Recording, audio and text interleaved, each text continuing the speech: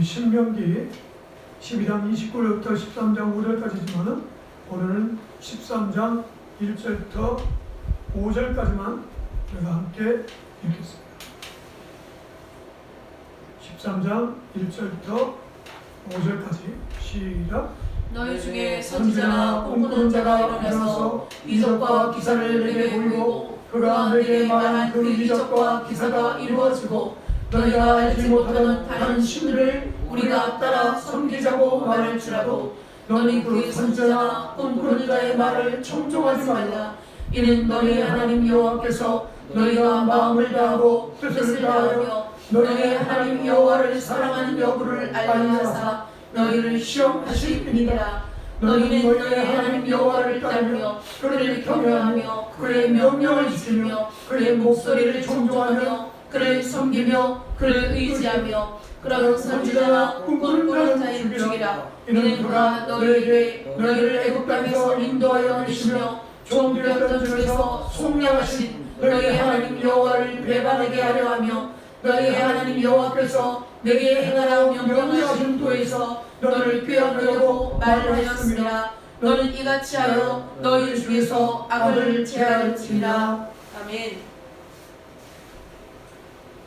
지나간 몇 주 동안에 숭배와 신앙의 차이에 대해서 우리가 살펴보고 있습니다. 우상을 섬긴다는 것이 무엇인지, 참 신앙의 길을 간다는 것이 무엇인지에 대해서 여러 주 지금 함께 말씀을 나누고 있습니다. 오늘은 네 번째 우상 숭배 방식,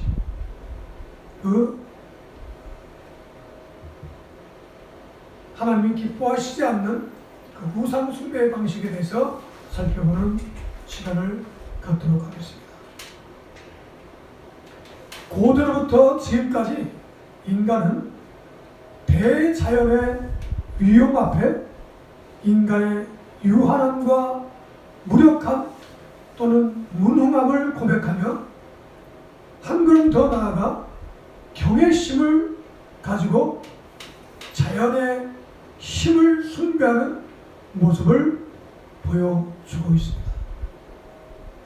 이러한 현상들은 원시 종교에서는 자연 숭배의 모습으로 나타나는데 태양을 섬긴다든지 달과 별과 또 바다, 산, 바람 등등 여타 자연의 어떤 대상을 신격화해서 섬기는 그런 것들이 우상 숭배의 한 방식으로 이렇게 나타나고 있는 것입니다.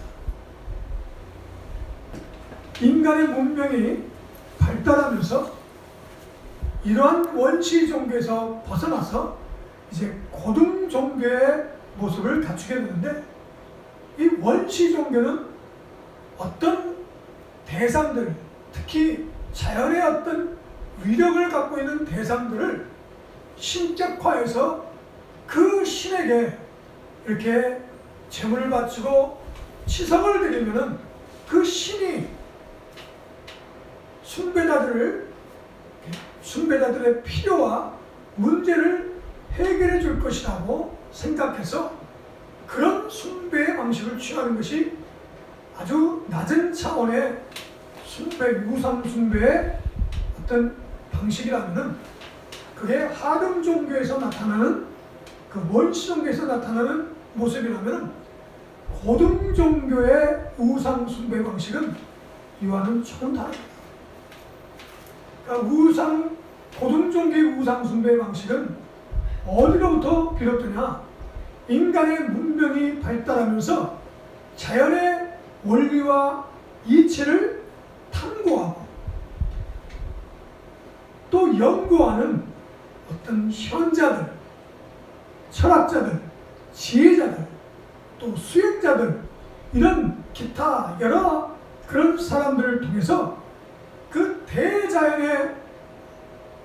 대자연이 어떤 원리로 움직이고 있는가에 대해서 어떤 원리를 발견하고 또 그 원리대로 살아가면은 인간의 어떤 근본적인 문제가 해결될 것이다.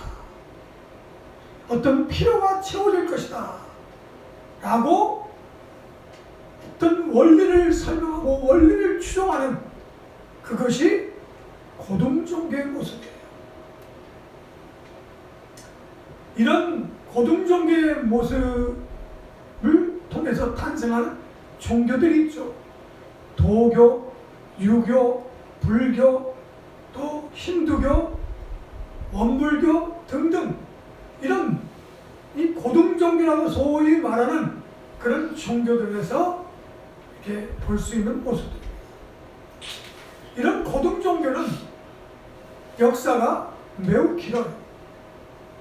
몇백 년, 몇천 년을 이어오고 있어요. 왜 그런 고등종교가 몇백 년, 몇천 년을 이어오느냐? 그건 무속적이지가 않기 때문에 어떤 그 원리가 사실은 적용되고 있다는 것을 사람들이 인정하기 때문에 그 종교가 오랫동안 지속된다는 것입니다. 하지만 그런 고등 종교일지라도 그것이 우상 숭배일 수밖에 없는 이유는 그들이 추구하고 있는 그 원리와 또 원리를 실행하는 그 방식들이 창조 원리와 비슷하지만 창조 원리와 괴를 같이 하고 있지 못하기 때문에 그렇다는 것입니다. 원리상 동일한 원리가 적용되는 것 같지만 그 원리의 상위의 원리에 반하고 있는 그 상위의 원리에 지배받고 있지 않는 원리이기 때문에 그건 우상 숭배의 방식이라고 얘기할 수 있다는 거예요. 다른 말로 이 대자연의 그런 모든 위용들은 결국 하나님의 창조 세계에 불과하다는 거예요. 하나님께서 창조하셨기 때문에 하나님의 창조 원리가 그 대자연을 지배하고 있는데 그 대자연을 지배하고 있는 그 원리의 몇몇 가지를 고등 종교는 따르고 있을 뿐이지 근본된 그 원리에는 이르지 못하고 있다는 거예요. 다른 말로 창조주 하나님 그리고 창조주 하나님에 의한 대자연의 원리를 지배하고 있는 더 큰 근본된 그 원리를 모르기 때문에 결국 고등 종교도 우상 숭배의 방식에서 벗어날 수 없다는 것입니다. 노자를 통해서 세워진 도교라는 것도 결국 어떤 원리를 깨달아서 그 종교가 만들어진 거예요. 무의자연, 인위적으로 어떤 것을 인위적인 어떤 힘에 의해서 이 만물이 운행되는 것이 아니라 자연의 어떤 스스로의 원리에 의해서 이 우주가 또 이 지구가 유지된다라는 차원의 깨달음이 그게 도교예요. 그래서 자연이라는 말을 썼죠. 한자어로. 스스로 자자에다가 그럴 연자. 스스로 그러하게 됐다는 거예요. 색즉시공, 공즉시색. 공즉시색. 이 석가모니가 깨달은 도죠. 깨달음이죠. 이 깨달음을 통해서 불교가 탄생되었는데 이 불교라는 것 자체로 결국 이 대자연의 원리를 깨달은 거예요. 대장의 원리를 깨닫고 그래서 깨달음을 통해서 자기 자신이 이제 해탈하게 된다 라는 차원이 불교예요. 근데 이게 나중에 불교가 변질돼서 석가를 신처럼 떠받들게 되고 그 석가가 자신의 어떤 문제와 어떤 필요를 채워줄 것이다 라고 생각해서 석가모니에게 불공을 드리는 그런 종교로 전락하고 말았지만은 원래 불교는 그 원리, 대장의 원리를 깨닫고 그 원리대로 살아가고자 하는 그런 깨달음이 불교라고 얘기할 수 있어요. 힌두교도 이 우주 만물은 순환한다, 순환. 순환한다는 원리를 통해서 이제 사람들이 죽고 다시 또 태어날 것이다 라는 차원의 어떤 자기들 나름대로의 그런 교리를 만드는 것들이 힌두교라고 얘기할 수 있겠습니다.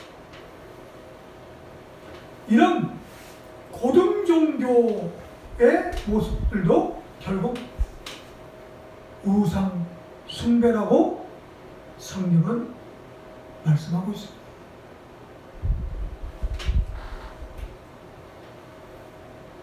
우상 숭배의 전형적인 방식 중에서 가장 하등 낮은 차원의 신념 체계가 있어요. 그게 뭐냐면 인간의 필요, 인간의 문제를 어떤 신이 인간 세계에 개입해갖고 그것들을 해결해 줄 것이다. 특별히 인간이 치성을 드리거나 재물을 아주 최선을 들여서 바치면은 그 신이 응답할 것이라는 그런 신념 체계가 아주 낮은 차원의 우상 숭배 방식이라는 것입니다.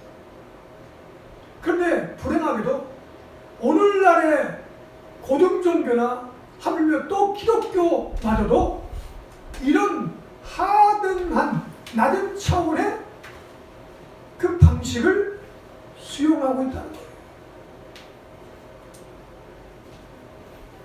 하나님께 치성을 드리고 하나님께 열심히 기도하면 하나님께 많은 제물을 드리면 하나님이 기뻐하셔서 어떤 문제와 필요를 해결해 줄 것이라고 생각하는 그런 신념 체계는 우상 숭배의 방식과 다를 게 없다는 거예요.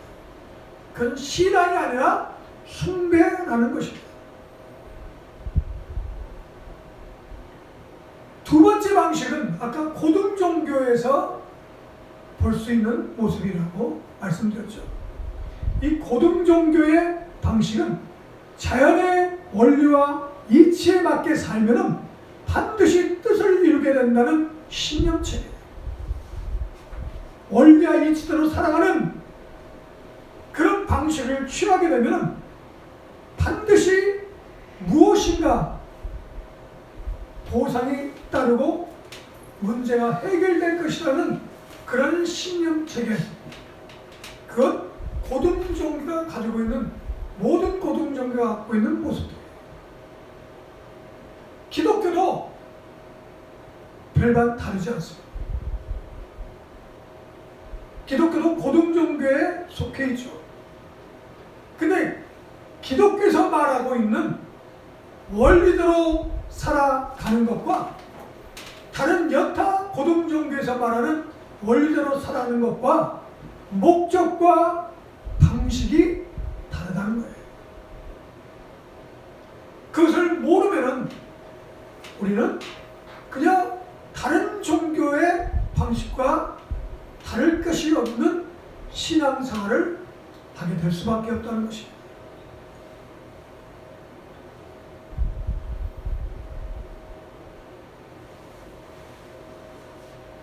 하나님께서 창조하신 이 창조 세계, 이 대자연의 세계를 지배하고 있는 원리가 있죠. 인과율의 법칙입니다. 원인과 결과. 어떤 결과는 반드시 원인이 있다는 거예요. 원인 없는 결과는 있을 수 없다는 것입니다. 그래서 인과율의 법칙은 이 창조세계, 자연세계를 지배하고 있는 원리예요. 그래서 심어야만 거두는 거예요. 이건 예가 있을 수 없는 거예요. 또 중력의 법칙이라는 것도 이 온 우주 만물을 지배하고 있는 법칙이에요. 예 없이 적용되는 법칙이에요. 또 어떤 법칙이 있나요? 순환의 법칙. 어떤 현상들은 반드시 순환하게 돼 있어요. 태양에서 물이 수증기가 되어갖고 하늘로 올라가면은 어떻게 돼요? 다시 구름과 또 비가 돼서 땅으로 내려온다. 이 모든 것이 순환되어지는 거예요. 이것도 이 창조 세계를 지배하고 있는, 대자연의 세계를 지배하고 있는 원리예요. 그러니까 이 고등 종교는 그런 원리에 의한 삶을 살아야 마땅하다라고 이렇게 설파하는 것, 또 그 바탕에 교리를 세우는 것이 고등 종교의 특징이에요.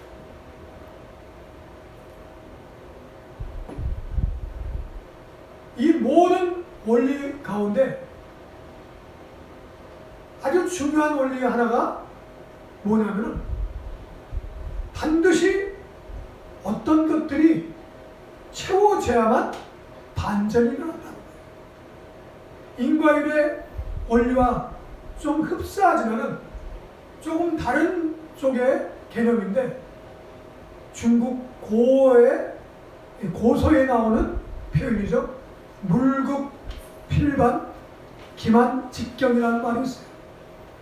사물은 어떤 크게 달하면은 반드시 반전이 일어나고, 그릇에는 채워지면 흘러 넘치게 된다는 거예요. 그러니까 어떤 것들에 무엇인가 변화가 있으려면 그것들이 채워져야 된다는 거예요. 수준에 도달해야만 반전이 일어난다. 이것도 이 대자연의 질서 가운데, 원리 가운데 하나예요. 이것 또한 하나님의 창조 세계의 원리 가운데 하나이기 때문에 기독교도 결국 이 원리 안에서 모든 말씀들이 이해돼야 되는 것이죠. 근데 문제는 이것만 가지고 말씀을 이해하고 신앙생활을 하게 된다면 다른 고등 종교와 다를 것이 없다는 거예요. 그러면 이 다른 종교와 기독교와의 차이점이 무엇인가? 숭배와 신앙과의 차이가 무엇인가를 분명히 알아야 된다는 것입니다. 우리의 신앙생활이 숭배가 되지 아니하고 참된 신앙이 되기 위해서는 우리가 분명한 하나님의 그 진리를, 하나님의 창조 세계를 지배하고 있는 그 근본된 원리를 바로 깨달아야 한다는 것입니다. 아까 얘기했지만 인과율의 법칙, 중력의 법칙, 작용, 반작용의 법칙, 순환의 법칙, 여러 가지 그 법칙들은 자연을 지배하고 있는 법칙이지만 이 자연의 법칙을, 그 원리를 또 지배하고 있는 상위의 법칙, 상위의 원리가 있다는 것을 잊어서는 안 된다는 것입니다. 그것은 하나님을 통해서 깨닫지 않고서는 알 수 있는 길이 없어요. 대자연 대자연을 통해서 이런 모든 원리들이 다 풀어 설명되어 있지만은 특별히 그런 대자연을 지배하고 있는 원리를 또 지배하고 있는 그 원리는 그냥 알아줄 수가 없다.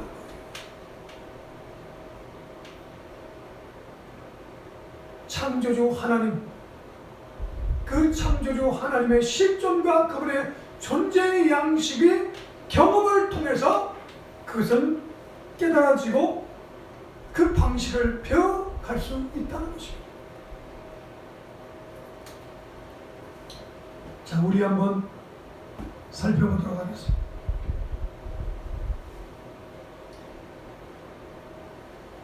고등 종교 중 우상 숭배 방식이, 자, 신명기 4장 19절,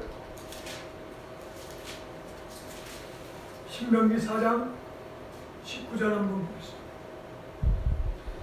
또 그리하여 내가 하늘을 향하여 눈을 들어 해와 달과 별들 하늘의 모든 천체 곧 너희 하나님 여호와께서 천하 만민을 위하여 배정하신 것을 보고 미혹하여 그것에 경배하며 섬기지 말라. 많은 사람들이, 아니 대부분의 사람들이 하나님께서, 창조주 하나님께서 만드신 이 창조 세계를 보고 특별히 해와 달과 별들, 하늘의 모든 천체들, 그리고 천하 만민을 위해서 그것들이 배정돼서 그것들이 움직이고 활동하는 그런 모습을 보고 어떻게 돼요? 미혹당할 수 있다. 그것이 신처럼 신격화되어서 숭배하는 것도 있겠지만은 또 다른 차원이 뭐라고요? 그 원리에, 자연을 지배하고 있는 그 원리를 깨닫다 보면 그 원리가 마치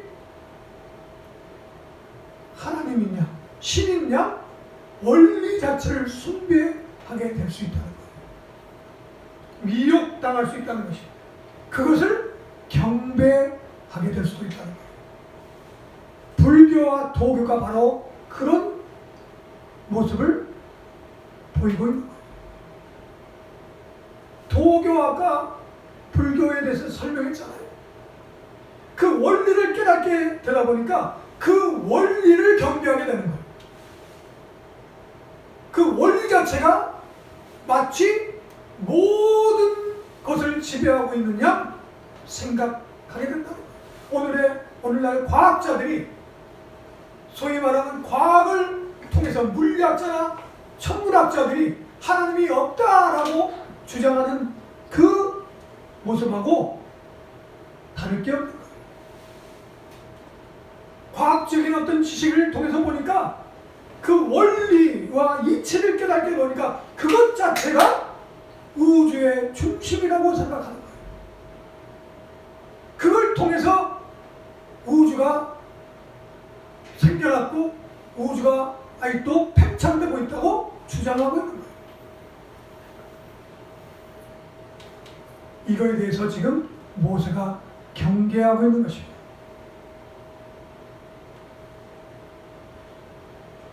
기독교의 신앙 방식은 아까도 얘기했지만 자연 원리 정도가 아닌 모든 원리의 궁극적 목적을 담아내고 있는 상위의 원리를 따르는 거예요.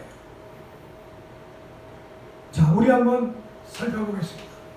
마태복음 7장, 마태복음 7장 7절부터 7절 한 절만 해볼까요? 시작. 구하라 그리하면 너희에게 주실 것이요 찾으라 그리하면 찾아낼 것이요 문을 두드리라 그리하면 너희에게 열릴 것이니. 자, 이 오늘날 기독교인들이 오해하고 있는 말씀 중 하나예요. 대표적인 말씀 중 하나예요.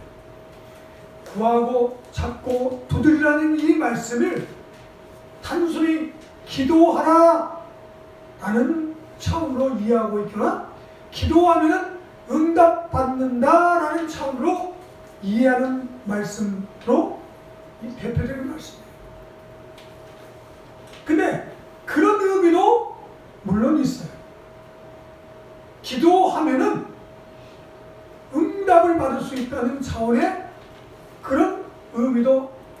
담겨 있지만, 하지만 그런 의미는 아주 부분적인 의미예요. 이 말씀은 아까도 얘기했지만 하나님께서 창조하신 창조세계를 통해서 보여주신 그 원리, 그 법, 하나님의 존재 양식에 대해서 구하고 찾고 두드리라 라는 차원으로 이해를 해야 된다는 것입니다.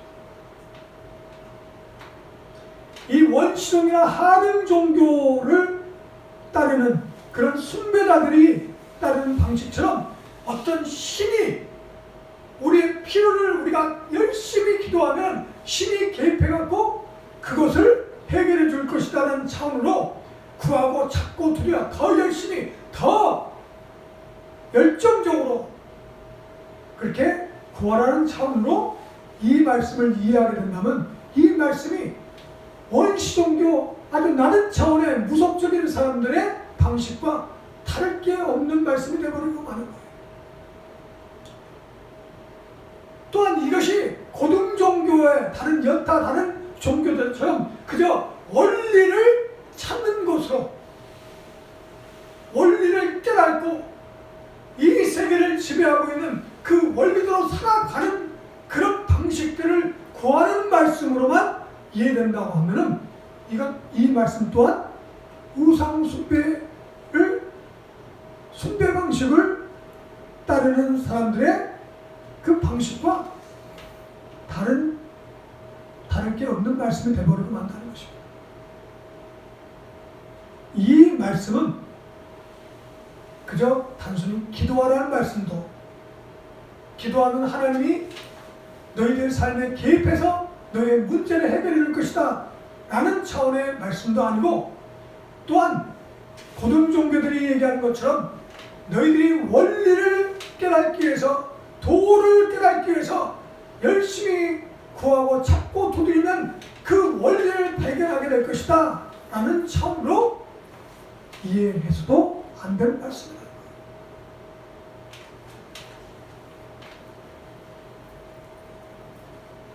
이 말씀의 핵심은 7장 12절에서 찾아볼 수 있습니다. 시작. 그러므로 무엇이든지 남에게 대접받고자 하는 대로 너희도 남을 대접하라. 이것이 율법이요 선지자니. 구하고 찾고 두드리는 궁극적인 목적, 그 구하고 찾고 두드리는 그 방식에 있어서의 그 답이 뭐라고요?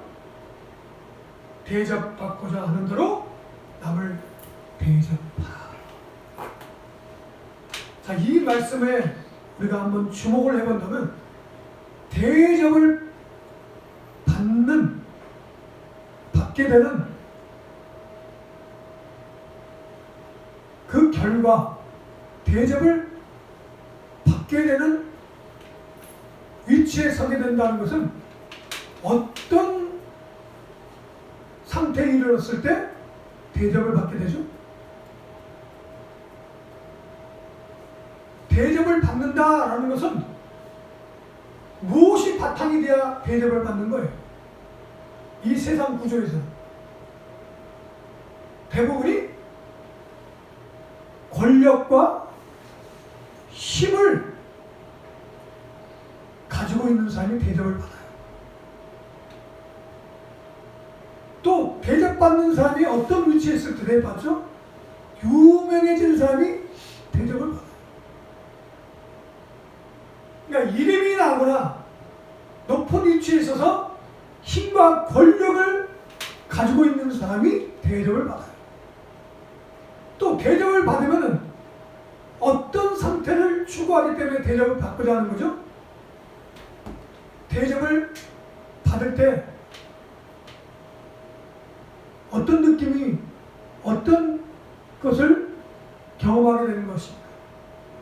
대접을 받는다는 것은 남이 대신 나의 수고를 대신해 준다는 거예요. 내가 해야 될 것을 다른 사람이 해준다는 거예요. 다른 얘기로 내가 편하다는 거예요. 편하다. 그러니까 편하기 위해서 대접받고자 하는 거예요. 높아지고 권력 잡으면 대접받는다고 생각하는 거예요. 이름이 나고 유명해지면 대접을 받게 된다는 거예요. 그런데 지금 주님은 뭐라고 말씀하세요? 대접을 받고자 하는 대로 너희도 남을 대접하라는 거예요. 그 얘기는 어떤 의미죠? 아까 얘기한 대로 낮아지라는 거예요. 유명한 사람 되라 하지 말라는 거예요. 무명한 사람이 되라는 거예요. 이름 없이 빚도 없이 살라는 거예요. 편해지고자 하지 말라는 거예요. 오히려 수고하는, 불편을 감수하는 삶을 살라는 거예요. 그런 삶을 사는 것을 구하고 찾고 두드리라는 거예요. 남에게 대접받고자 하는 대로 남을 대접하는 그 삶을 구하고 찾고 두드리라 주님 말씀하시는데, 그것이 기독교의 신앙의 핵심이야. 뭐라 했죠 아까? 12절에 이것이 율법이요 선지자라. 이게 기독교 핵심 강령이라는 것이에요. 그러니까 다른 말로 얘기하면 이 자연 세계를 지배하고 있는 이 인과율의 법칙, 중력의 법칙, 순환의 법칙, 작용 반작용의 법칙, 여러 가지 운동 법칙, 이런 모든 법칙들은 그 법칙을, 그 원리를 지배하고 있는 상위의 원리가 있다는 것인데, 그 상위의 원리가 뭐냐? 생명의 원리라는 거예요. 생명의 원리. 자, 우리 한번 생명의 원리가 무엇인지 한번 살펴보도록 하겠습니다. 창세기 1장. 창세기 1장에 보면은 하나님께서 6일 동안 모든 것들을 다 창조하시고 마지막에 6일째 마지막에 사람을 창조하셨습니다. 다른 말로 대자연 모든 것들을 다 만드시고 난 후에 사람을 창조하셨습니다. 그 얘기는 모든 것 위에 인간이 그것을 다스리고 관리하도록 하기 위해서 그 모든 것들을 먼저 마련해 주셨다는 거예요. 그러니까 결국 사람이 가장 중요하다는 거예요. 핵심이라는 거예요. 뿐만 아니라 대자연을 먼저 창조하시고 난 다음에, 그리고 마지막 인간을 창조하시고 그 다음에 행하셨던 것이 뭐예요?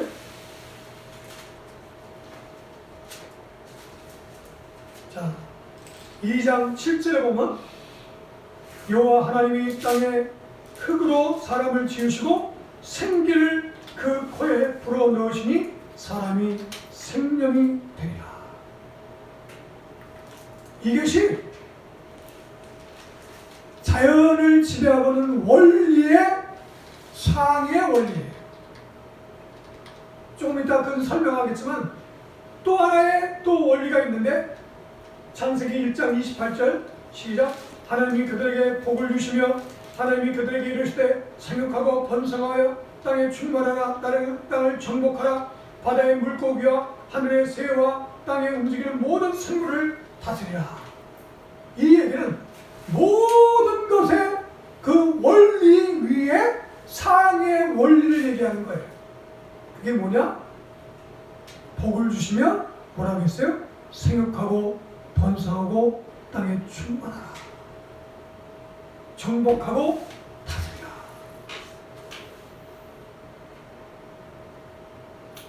다른 말로 얘기하면 이것이 생명의 원리라는 거예요. 생명의 원리. 이 땅을 지배하고 있는 모든 원리를 또 지배하는 원리가, 그러니까 이 땅의 모든 그 하나님의 창조하신 창조 원리들은 무엇을 위해서 그 원리들이 탄생됐느냐, 또 무엇을 향해 그 원리들이 탄생됐느냐? 뭐라고요? 생명의 원리를 위해서, 또 생명의 원리를 향해서 원리들이 작동하고 있다는 거예요. 인과율의 법칙, 만유의 법칙, 만유인력의 법칙, 또 여러 가지 순환의 법칙, 이런 모든 원리들은 무엇을 위해서요?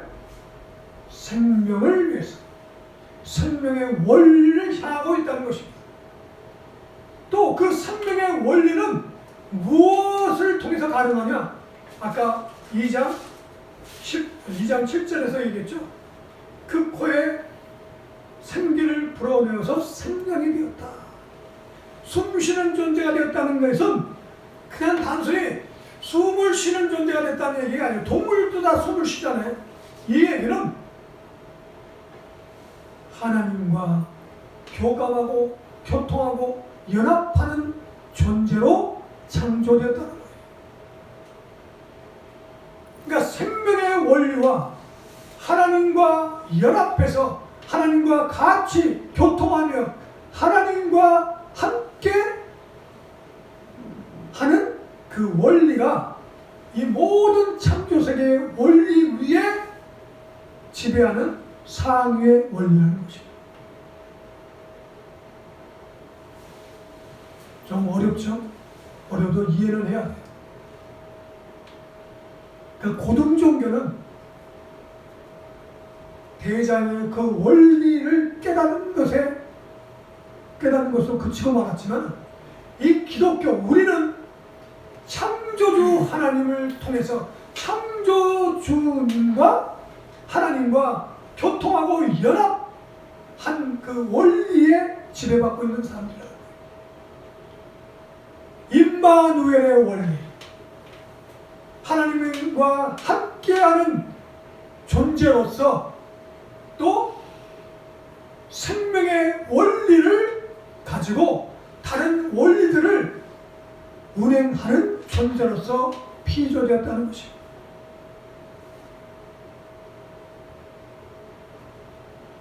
그래서 우리의 존재가 다른 거예요. 숭배와 신앙이 그래서 다른 것입니다. 숭배는 그저 자기의 안위를 위해서, 자기의 안녕을 위해서, 자기의 행복을 위해서 그렇게 신을 구하든 원리를 구하는 것이라 한다면, 기독교는 뭐라고요? 하나님과 더불어 하나님과 연합하여 또 생명을 이 땅에 풀어내기 위해서, 생육하고 번성하고 충만케 하기 위해서 자기를 낮추고 자기를 희생하고 봉사하고 섬겨서 생명으로 충만케 하기 위해서 우리는 신앙생활을 한다. 그래서 차원이 다른 것입니다. 차원 자체가 다른 거예요. 무속 신앙인들과 고등 종교와 차원 자체가 벌써 다르다는 것입니다. 그래서 치성을 드리는 것이 그저 그냥 열심히 기도하면 하나님이 감동해서 되어지는 것이 아니고, 어떻게 돼요? 그런 모든 원리들을 깨닫고 하나님과 연합하고 하나님과 교통하고, 그래서 생명의 원리를 이 땅 가운데 이렇게 강같이 흐르게 하는, 생육하고 번성하고 충만케 하게 하는, 그것을 다른 말로 하나님의 나라와 공의를 이 땅 가운데 실현시키는, 그것을 목적으로 한다는 것이 다른 종교와 다르다는 것입니다. 신앙과 숭배의 차이가 바로 여기 있다는 것을 분명히 알게 되는 여러분들 되시길 바랍니다. 그래서 우리가 기도하는 것은 단순히 우리의 필요와 우리의 문제를 해결하기 위해서 기도하는 게 아닌 거예요. 이 마태복음 7장의 말씀은 기도를 강조하기 위해서 말씀하신 게 아니라 우리의 삶이 어떤 삶으로 살아야 될 것인가에 대한 그 궁극적인 목적과 궁극적인 방식에 대해서 말씀하고 있는 거예요. 특별히 구하고 찾고 두리라는 것은 그런 것들이 그 양이 채워져야만 하나님의 역사를 하나님과 더불어 임마누엘로 역사하시는 그 역사를 경험하게 된다는 것입니다. 이 사실을 잊지 않는 여러분들 되시기 바랍니다. 우리는 기도해야 돼요. 하지만 그 기도가 단순히 어떤 문제를 해결하기 위해서만 기도한다면 그것은 무속 종교 또 다른 고등 종교와 다를 게 없는 거예요. 우리가 기도하는 것은 무엇 때문에 기도한다고요? 하나님과의 온전한 연합을 통해서 생명의 원리를 풀어내기 위해서 기도하는 거예요. 그래서 구하고 찾고 두드리라고 말씀하고 있는 거예요. 대접받고자 하는 것이 아니라 대접하기 위해서, 낮아지기 위해서, 이름 없는 사람이 되게 무명해지기 위해서, 불편을 감수하기 위해서, 섬기고 봉사하기 위해서, 그래서 생명을 이 땅 가운데 더 풍성해지도록 하기 위해서 우리가 기도한다는 것입니다.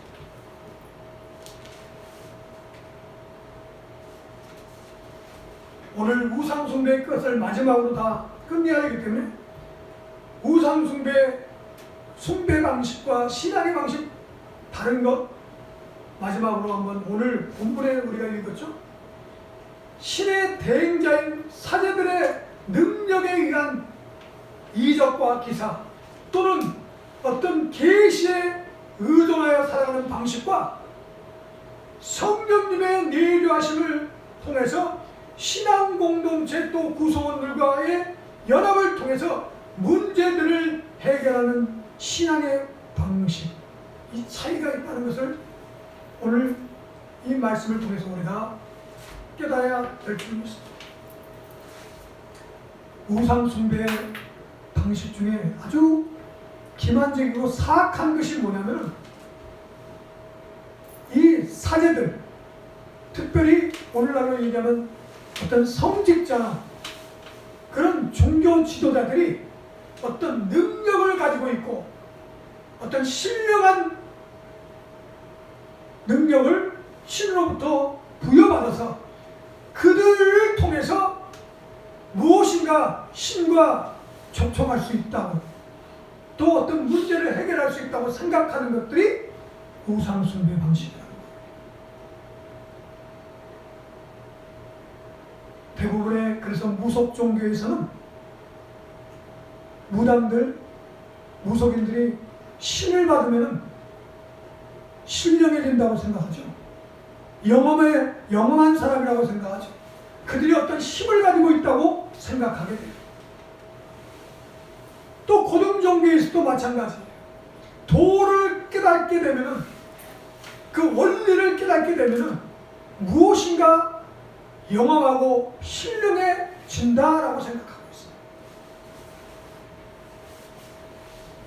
그런데 그것들이 아주 기만적인 속임수라는 것입니다. 오늘 읽은 말씀을 자세히 한번 더 살펴보도록 하겠습니다. 너희 중에 선지자나 꿈꾸는 자가 일어나서 이적과 기사를 내게 보이고 그가 내게 말한 그 이적과 기사가 이루어지고 너희가 알지 못하던 다른 신들을 우리가 따라 섬기자고 말할지라도 너는 그 선지자나 꿈꾸는 자의 말을 청종하지 말아라. 그러니까 우상 숭배의 방식은 그들이 따르고 있는 성직자나 사제들의 그 능력이나 영험한 신령함을 과신해서 그들을 신격화하거나 그들의 말을 통해서 신이 무엇인가를 행하시고 이룰 것이라는 그런 생각들을 경계하라는 거예요. 근데 오늘날 기독교도 이런 무속 종교나 다른 여타 고등 종교와 다를 게 없는 그런 모습들을 보이고 있다는 데서 안타까움을 금할 수가 없는 거예요. 소위 말하면 기도에서 능력받았다, 뭘 체험했다, 뭘 봤다, 이런 목회자들, 이런 성직자들을 신령하게 보거나 어떤 부분은 또 신격화하거나 그런 사람들을 통해서 무엇인가 하나님이 역사하실 것이라고 생각하는 그런 것들이 다 숭배 방식이다. 우상을 숭배하는 것이라는 것이다.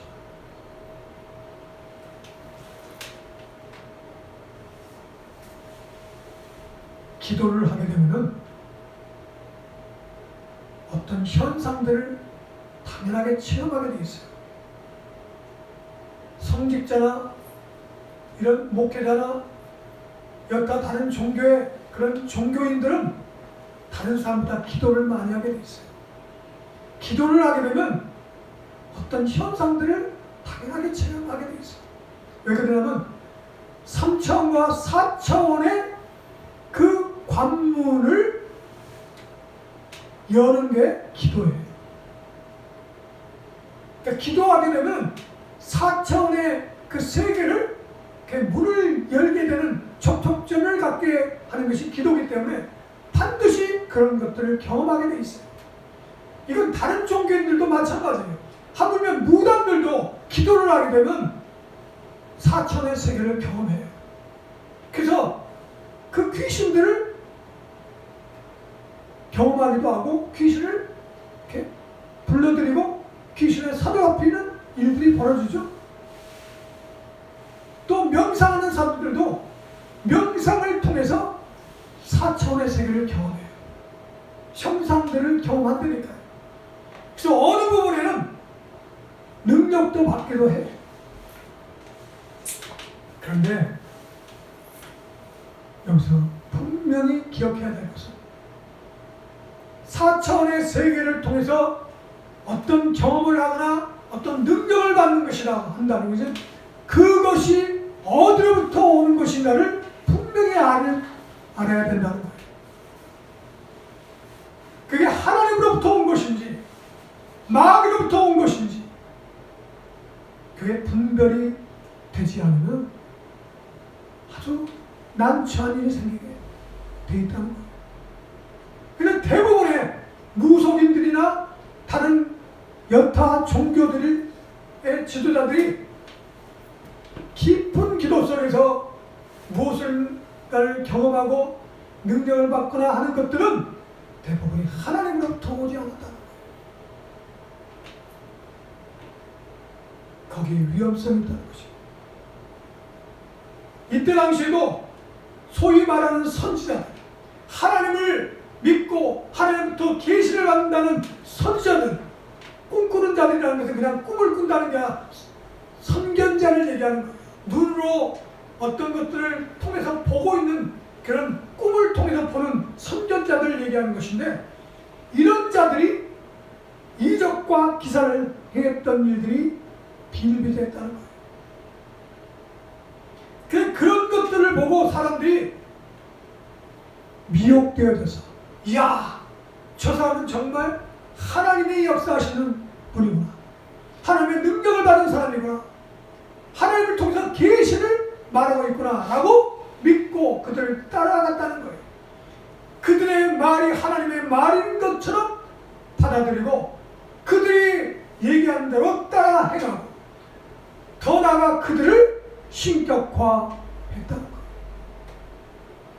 근데 하나님께서 뭐라고 얘기했어요? 그들의 말을 청종하지 말라. 이는 너희 하나님 여호와께서 너희의 마음을 다하고 뜻을 다하여 너희 하나님 여호와를 사랑하는 여부를 알려 하사 뭘 하려 했다고요? 시험을 하려 했다. 테스트. 미혹이 아니고 템페이션이 아니고 테스트. 하나님이 때로는 그런 자들을 통해서 하나님의 생명의 원리를 쫓는 것인지 무속적으로 그냥 하나님이 어떤 신이 역사에서 우리를 대신 그것을 처리해 줄 것이라고 하는 그런 신념체계를 따를 것인지 아니면 그저 대장의 그 원리를 쫓아서 원리가 마치 하나님이냐 쫓는 것인지 하나님이 테스트를 해보기 위해서 그런 것들을 허락하신다. 4절에 너희는 너희 하나님 여호와를 따르며 그를 경외하며 그의 명령을 지키며 그의 목소리를 청종하며 그를 섬기며 그를 의지하며 그런 선지자가 꿈꾸는 자는 어떻게 하라고요? 죽이라는 무서운 말이죠. 요즘에 지금 대통령 후보 중에 한 사람이 무속적인 사람이라고 지금 보도를 통해서 너무너무 많이 회자되겠죠. 왜? 만약에 그 말이 사실이라면 왜 거기에 미혹될까요?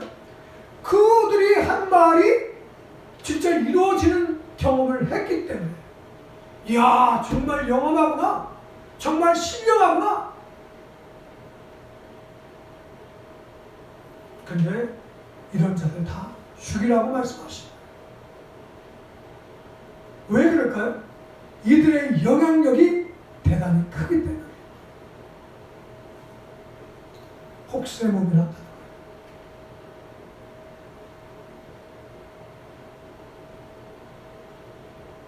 뭐라고 말씀하세요? 애굽 땅에서 인도해 내시며 종되었던 집에서 속량하신 너희의 하나님 여호와를 배반하게 하려 하며 너희 하나님 여호와께서 내게 행하라고 명령하신 도, 이 도가 뭐예요? 진리, 하나님의 그 상위 원리, 생명의 원리, 임마누엘의 원리를 벗어나게 하려 하는 것이라는 거예요. 도에서 너를 깨어내려고 말했습니다. 너는 이같이 하여 너희 중에서 악을 지하지. 이게 악이에요. 악. 말씀을 정리합니다. 우상숭배 방식에서 사제들의 역할은 신의 대리자, 신의 능력을 가진 자로서 인식이 돼서 사제에 대한 무한 신뢰와 복종 그리고 받들어 섬기는 대상이 되게 만들어요. 하지만 성경의 제사장이나 성직자의 역할은 말씀을 선포하고 가르치는 역할과 또 기도를 통한 기도의 영성의 모델의 역할을 하도록 하는데 목적입니다. 자, 신명기 13장 이사야서 61장 6절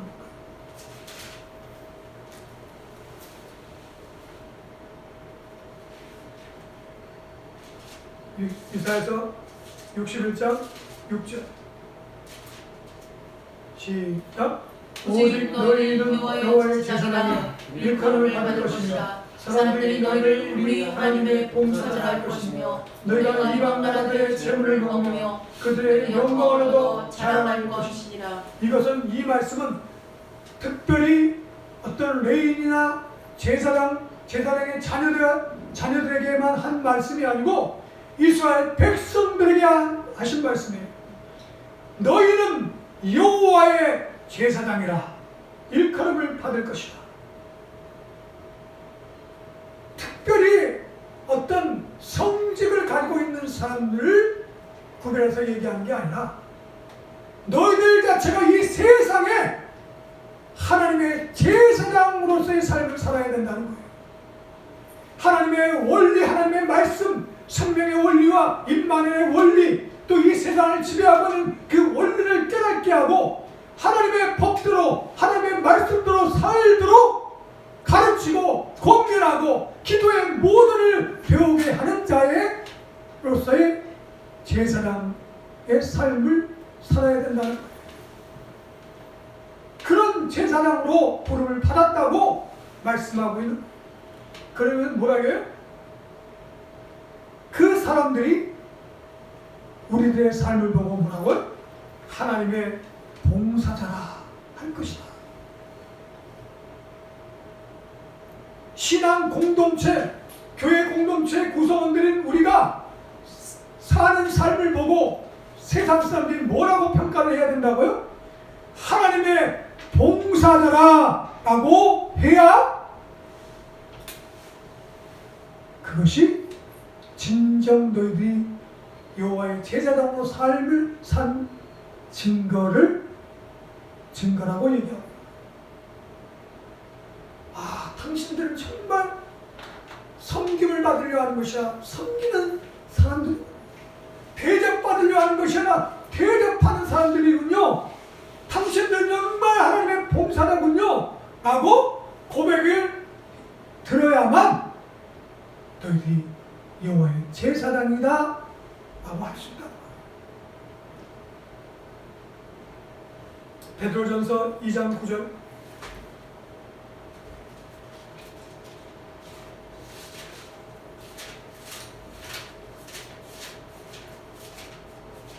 베드로전서 2장 9절 시작. 그러나 너희는 택하신 족속이요 왕같은 제사장들이요 거룩한 나라요 그의 소유가 된 백성이니 이는 너희를 어두운 데서 불러내어 그의 기이한 빛에 들어가게 하신 이의 아름다운 덕을 선포하게 하려 하시니라.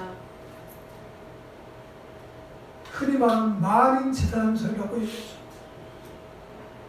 특별한 어떤 사람들이 신령하고 능력있고 영험해갖고 무엇을 하는 게 아니라 신앙 공동체 우리 모든 사람들이 왕같은 제사장으로서의 삶을 살아야 된다는 거예요.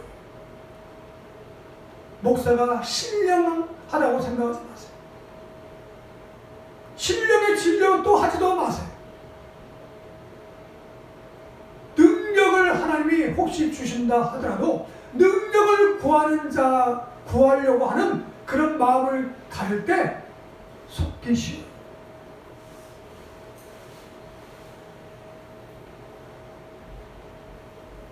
그저 우리를 불러내어 그의 기이한 빛에 들어가게 하신 하나님의 아름다운 덕을 선포하기 위해서 우리의 삶을 재정렬해야 된다. 마지막으로 에베소서 4장 11절부터 13절.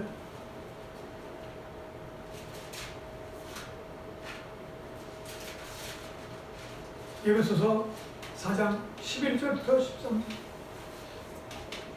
시작. 그가 어떤 사람은 사도로, 어떤 사람은 선지자로, 어떤 사람은 복음 전도자로, 어떤 사람은 목사와 교사로 삼은 여기까지만 일단은 여기서는 성직자만 얘기하는 게 아니에요.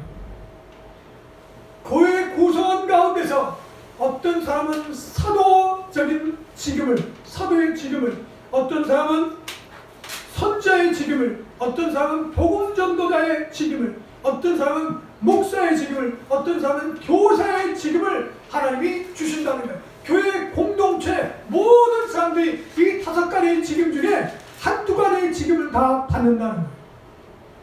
근데 이런 직임을 주시는 그 궁극적인 이유와 목적이 뭐라고요? 성도를 온전하게 하여. 이게 온전하게 한다는 게 뭐야? 봉사의 일을 하게 하며 하는 여호와의 봉사자라 칭송을 받아야 된다고 아까 얘기했죠.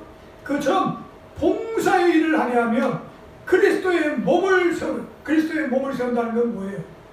그리스도의 몸이 교회 아니에요. 교회를 더 든든히 세워가고 교회가 더 확장되어야 된다는 거예요.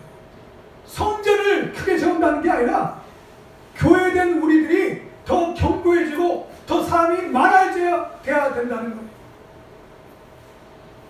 그 다음에 뭐예요? 우리가 다 하나님의 아들을 믿는 것과 아는 일에 하나가 되어 온전한 사람을 이루어 그리스도의 장성한 분량에까지 이르게 하여.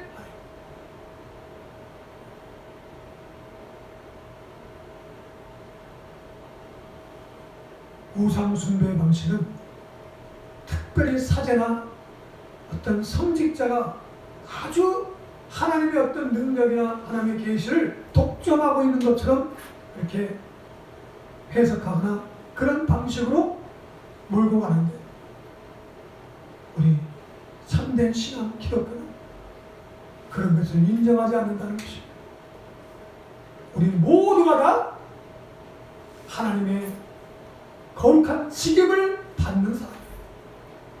그래서 다른 성도들을 온전케 하고 믿는 것과 아는 일에 하나가 되게 한다는 거예요. 믿는 것은 뭐예요? 하나님이 제시하신 하나님의 법대로 사는 것이 믿는 거예요. 그리고 그 믿는 것과 안다는 건 뭐예요? 그렇게 살았더니 그걸 통해서 하나님의 실존과 하나님의 존재의 양식이 실현되어지는 것을 경험하는 것을 안다고 얘기합니다. 그러니까 믿는 것과 아는 것이 하나가 된다. 아, 그렇구나. 이렇게 살았더니 이렇게 되는구나. 아는 것들을 경험케 하기 위해서 우리가 신앙 공동체에서 신앙생활을 한다는 것입니다. 우상 숭배의 방식을 쫓아서는 안 돼요. 오늘날 많은 교회 성도들이 성직자를 우상화해요. 성직자의 말이 하나님의 말이라고 생각해요. 아름다운 마음이 하나님의 말처럼 받아들인다는 것은 무척 고귀한 마음이지만 하나님의 말처럼 받아들이는 것과 하나님의 말은 틀린 거예요. 존중한다는 차원이지 그것이 진짜 하나님의 말씀인지 하나님의 법에 근거한 것인지 하나님의 원리, 생명의 원리와 임마누의 원리에 근거한 말인지는 검증해야 되는 거예요. 그 능력이 어디로부터 나타나고 있는 것인지 하나님부터 온 것인지 마귀의 사탄으로부터 온 것인지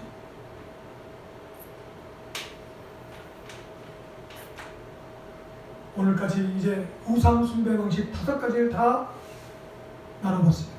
긴 시간이지만 사랑하는 여러분, 이 5가지 우상 숭배 방식에서 우리는 벗어나야 됩니다. 참 신앙의 방식으로 살아야 되는 것입니다. 성전신앙, 예배신앙, 재물신앙, 또 지성이면은 간절히 기도하면은 하나님이 감동해서 무엇인가를 해줄 것이라고 기대하는 그런 우상 숭배의 방식에서 벗어나서 이제 진정 하나님의 말씀의 진리의 근거에서 특별히 모든 원리 중에 상위 원리인 임마누엘의 원리와 생명의